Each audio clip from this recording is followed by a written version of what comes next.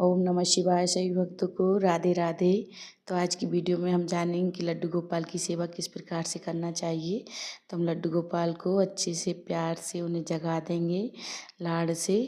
तो मैं किस प्रकार से उनकी सेवा करती हूँ, पहले मंदिर जाती हूँ, मंदिर से आके उन्हें फिर उठाती हूँ, फिर उनकी मैं स्नान कराती हूँ, उनकी पूजा करती हूँ।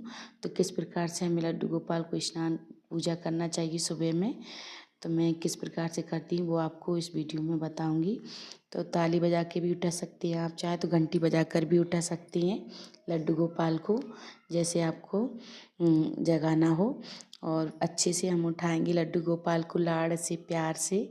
तो देखिए इस प्रकार से उठा लेते हैं और फिर उसके बाद हम उन्हें पहले जल पिलाएंगे, फिर उसके बाद दूध पिलाएंगे। तो सुबह का भोग हमारे ठाकुर जी का बिस्तर में ही लग जाता है जब वो लड्डू गोपाल उठते हैं। और जब तक उन्हें उठा देते हैं तुलसी पत्ता डाल के हम जल पिला देंगे। तो देखिए हम उन्हें बड़े प्यार से जल पिला देते हैं और फिर उसके बाद हम दूध पिलाएंगे। देखिए कितने प्यारे खुश हो रहे हैं हमारे लाला।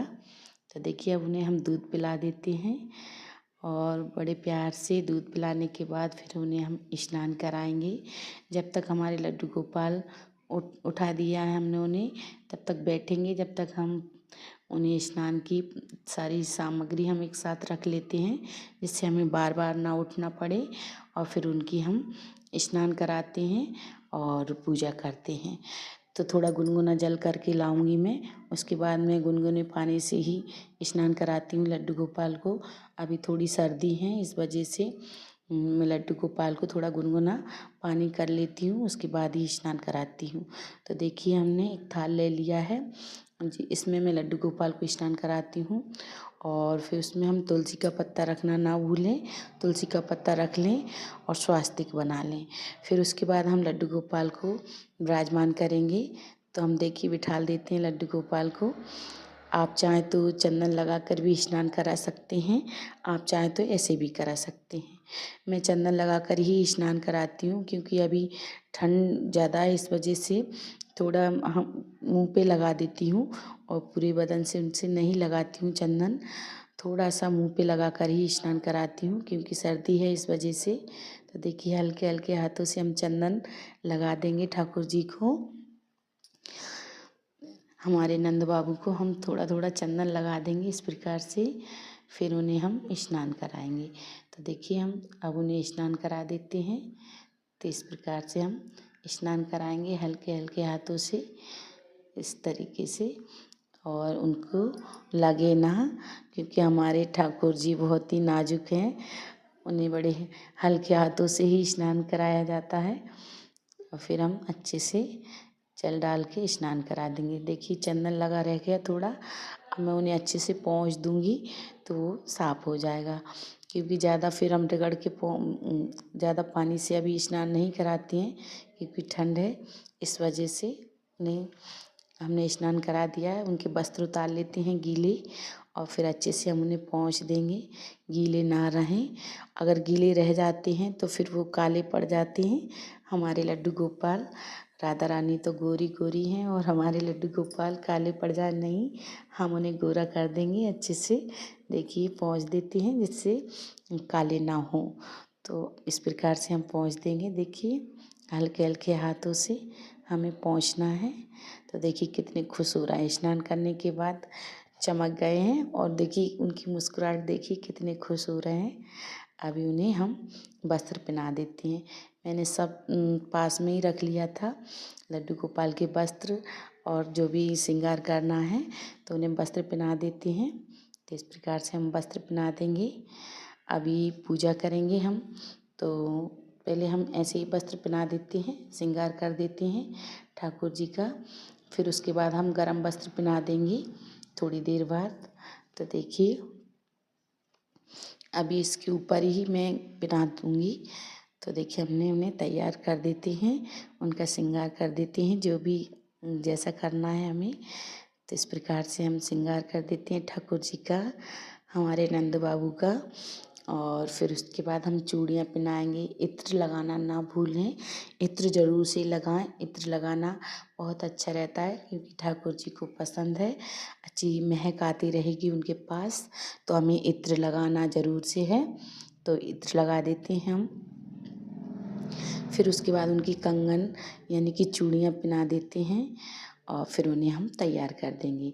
उनकी पगड़ी लगा देंगे और उन्हें अच्छे से हम तैयार कर देंगे। कानों में उनकी हम पहना देते हैं बाले और फिर उन्हें अच्छे से तैयार कर देंगे। तो टॉप्स पहना देते हैं हम इस प्रकार से। देखिए हम पहना दिया हमने उन्हें टॉप्स। अब हमें वैसे वो पहने हुए हैं, फिर और मैं पहना देती हूँ उनके ऊपर से। थोड़े वो छोटे हैं इस वजह से।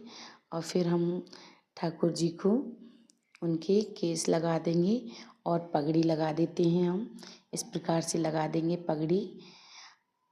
आप चाहे कपड़े की पगड़ी भी आती है, आप वो बांध सकते हैं, आपको जैसी लगाना हो। मैंने साथ में ही बनाई थी तो वही पगड़ी लगा दूंगी मैं ठाकुर जी को।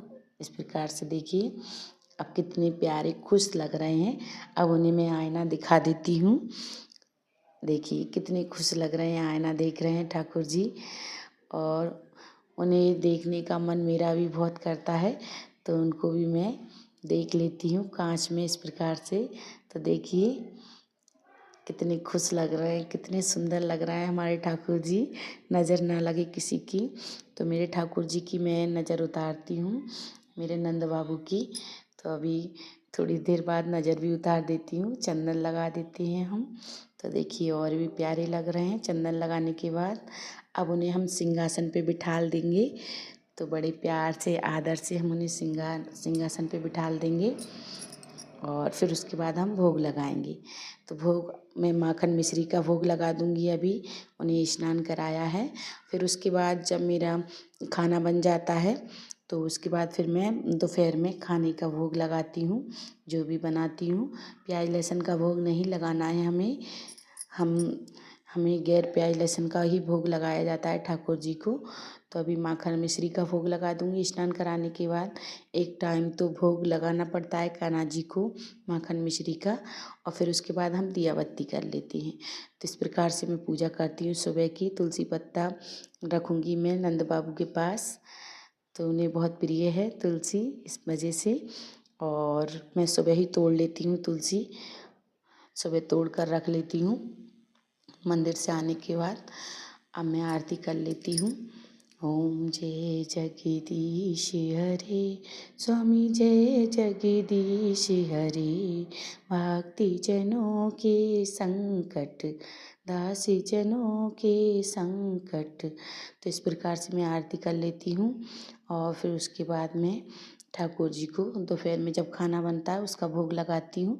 4 बार भोग लगाया जाता है।